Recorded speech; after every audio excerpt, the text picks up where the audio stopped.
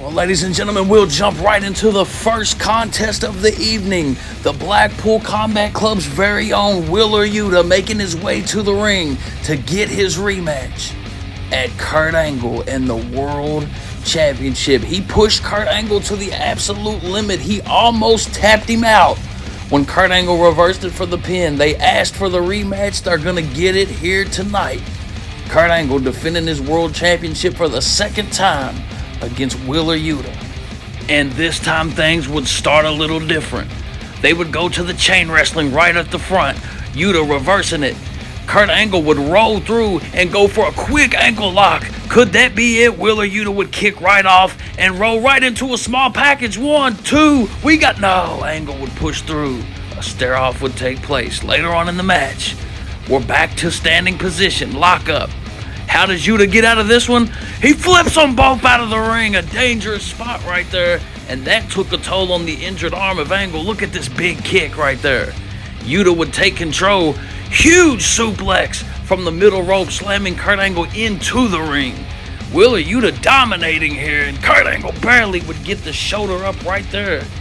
As Wheeler Yuta would stay on top of things with a heavy gut-wrench suplex to the champion, and he would transition straight to an armbar. That armbar that almost had Angle defeated in their first meeting.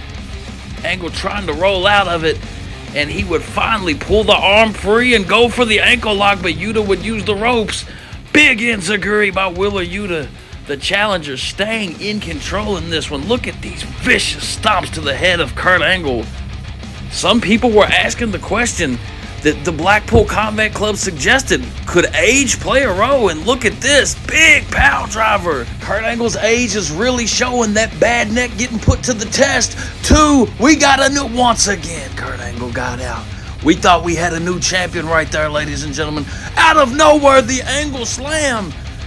Out of nowhere, Kurt Angle finally gets some offense, and that would be enough to turn the tides. One simple mistake would lead to the ankle lock from Kurt Angle. One mistake from the young fresh man, and Kurt Angle would lock it in the hard way. Wheeler Yuta would be forced to tap. I'll say it again. One tiny mistake was enough for the veteran Kurt Angle to get the win. Wheeler Yuta must be absolutely crushed. He had as good of a match as he could, and he decided to shake hands. That is what this is all about. Sportsmanship being shown. After the match, Moxley would come and tell Yuta, you know what, it's okay, you fought your heart out. Wait a minute! A Death Rider from Jon Moxley. What the hell does this mean for the Blackpool Combat Club? Give me just 1 minute. Oh, hell no, somebody... I'm sure you're familiar with my good friend here, The Big Show. If I thought you wouldn't scream, this wouldn't be necessary, but it will only take a minute. You see, I saw the little falling out you and your father had last week, and I have to say, I totally agree with you. Your father could care less about protecting you. This is all about another chance to get in the ring for him. And that's exactly what I was trying to tell you when when our little incident happened. The McMahon-Flair drama is just too big not to be a huge story. It's making our families relevant again. But I have to warn you, I'm proudly accepting your father's challenge of a death match, and I plan on making this something nobody ever forgets. There's still time for you to come to your senses and be on the right side of history, because when the dust clears, this will be the end of Ric Flair and just the beginning of the brand new McMahon empire. Let her go. Shane McMahon accepting the challenge and making his intentions clear. That is gonna be a crazy one. But ladies and gentlemen, Seth freaking Rollins would come down to the ring as he promised.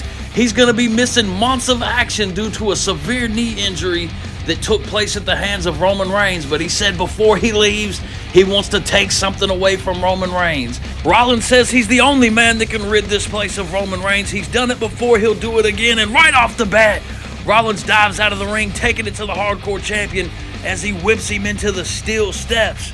It was Rollins in the early going.